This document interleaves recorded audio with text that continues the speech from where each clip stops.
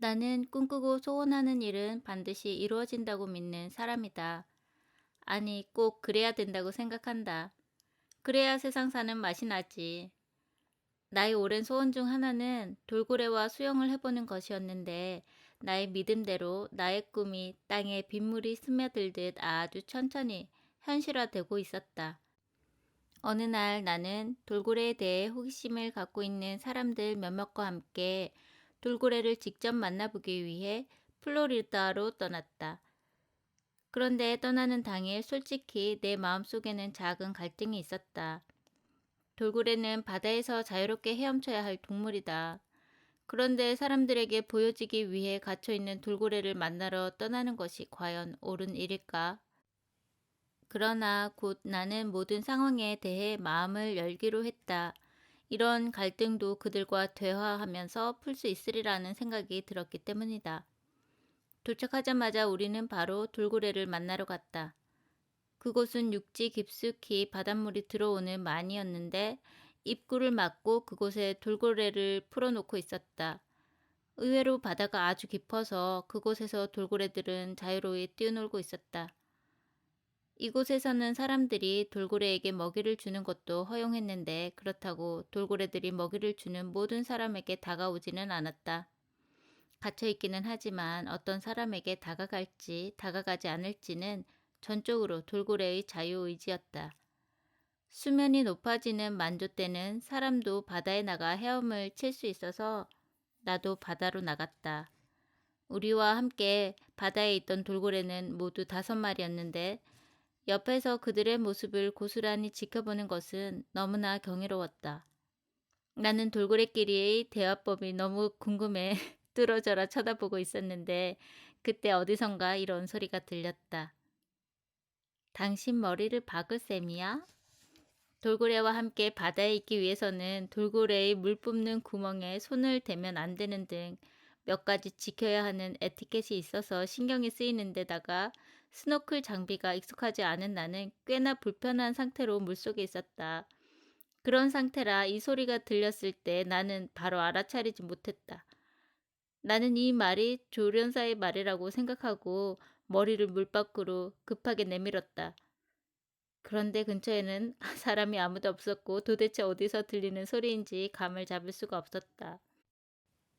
다시 머리를 물속에 집어넣고 주변을 살펴보니 돌고래 한 마리가 옆에서 불쑥 나타나는 것이 아닌가.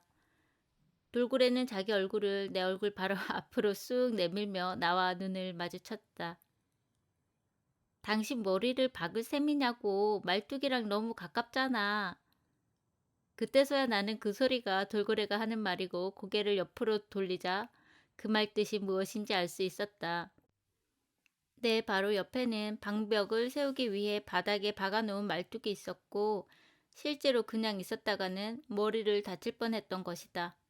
물이 너무 탁해서 바로 옆이었는데도 보지 못했었다. 날 따라와. 당신이 왔던 곳으로 데려다 줄게.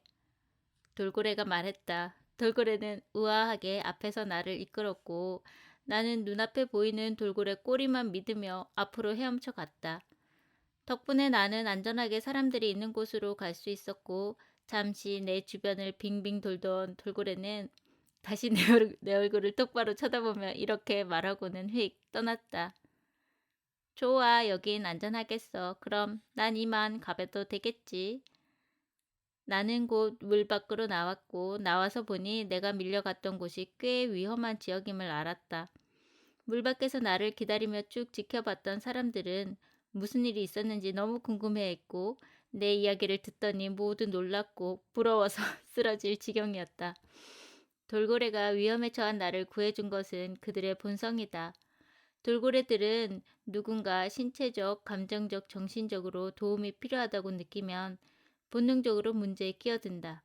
문제에 개입해 도움을 주거나 이도저도 아니면 상처를 어루만져 주기 위해서.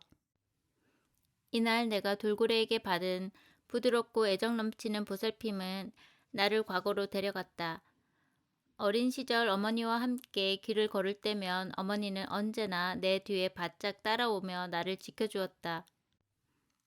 어머니는 내가 가고 싶은 대로 가도록 내버려 두다가도 불안해 보일 때면 슬쩍 나를 건드리거나 이름을 불러서 주의를 주곤 했다.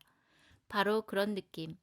누군가에게 애정어린 보살핌을 받는다는 느낌을 돌고래에게서 받은 것이다. 그 돌고래와의 경험은 한 번으로 지나갔지만 그 애정어린 느낌은 어머니와의 기억이 그렇듯 내 평생의 소중한 추억으로 남아있다.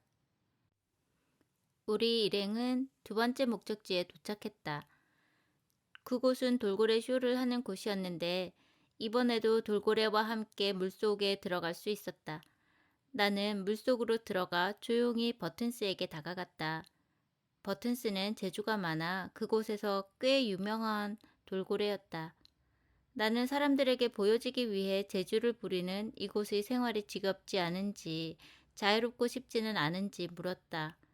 그런데 버튼스의 대답은 의외였고 또 명쾌했다. 난 네 일이 최고로 좋은걸. 사람들은 물속에서 나를 만지거나 내 재주를 보면서 즐거워해.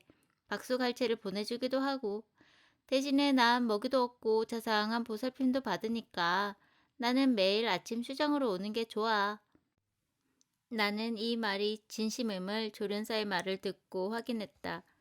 버튼스는 비가 와서 쇼 프로그램이 취소되는 날이면 하루 종일 생기가 없고 식욕도 잃는다고 했다. 우리는 물에 들어가기 전에 여러 가지 주의사항을 들었는데 특히 돌고래의 배의 특정 부위는 예민한 곳이므로 절대로 만지지 말라는 교육을 받았다. 돌고래는 짝짓기를 종족 유지의 본능뿐만 아니라 쾌감을 위해서 하는 인간을 비롯한 몇 안 되는 동물 중 하나이기 때문이다. 그런데 돌고래를 코앞에서 본다는 흥분에 모든 주의사항을 까맣게 잊은 나는 그만 버튼스의 꼬드김에 넘어가고 말았다. 버튼스와 한참 수다를 떨고 있는데 버튼스가 자신의 배를 만져보라고 부추기는 게 아닌가. 내가 잠시 망설이자 버튼스는 이런 말로 나를 안심시켰다. 괜찮아. 아무한테도 이야기 안 할게. 물이 탁해서 사람들은 어차피 못 봐. 그래서 내가 배를 만져주자 버튼스는 고양이처럼 갸르릉거리며 기분 좋은 소리를 냈다. 이 기분 최곤데? 그러면 멀리 헤엄쳐 가던 버튼스는 돌아서 나를 쳐다보고는 마치 윙크하는 것처럼 얼굴을 찡그렸다. 이후 일주일 동안 나는 3번 더 버튼스와 수영을 할 수 있었고 그건 평생 잊지 못할 최고의 경험이었다. 나는 조련사에게 수영할 때마다 버튼스가 내게 와 내 등에 소나 치료를 하는 것 같다고 말했다. 소나는 돌고래에게 있는 초음파 탐지 기능이다. 나는 예전에 교통사고로 등을 다친 적이 있는데 버튼스와 수영을 할 때마다 다친 등 부분에 초음파의 진동을 분명히 느낄 수 있었다. 소나는 신경 안정제인 발륨처럼 상처를 치료하는 효과가 있는 엔도르핀을 뇌에서 생성한다. 버튼스는 내가 교통사고로 등이 아프다는 것을 어떻게 알았을까? 아마도 버튼스는 내게만 그런 것이 아닐 것이다. 버튼스는 자기와 함께 헤엄치는 모든 사람들의 상처를 알아내서 치료해 주려 노력했을 테고 내게 그런 것처럼 그들 모두에게도 특별한 돌고래가 되어 주었을 것이다. 돌고래와의 대화는 동물이 가진 감성과 감수성의 폭이 얼마나 넓고 깊은지 내게 알려주었다. 돌고래와의 만남 이후 나는 동물들의 메시지를 좀 더 명확하게, 명쾌하게 이해하기 시작했다. 돌고래와의 대화는 내게 켜켜이 쌓여있던 의심과 불안의 껍질을 벗겨내고 대화 때 좀 더 명확한 느낌을 잡을 수 있도록 해주었다. 내게 동물과의 대화는 언제나 즐겁고 이 일을 잘할 수 있을 거라는 자신감과 용기를 북돋아준 동물이 바로 돌고래였다. 책 제목 동물과 이야기하는 여자 애니멀 커뮤니케이터 리디아 히비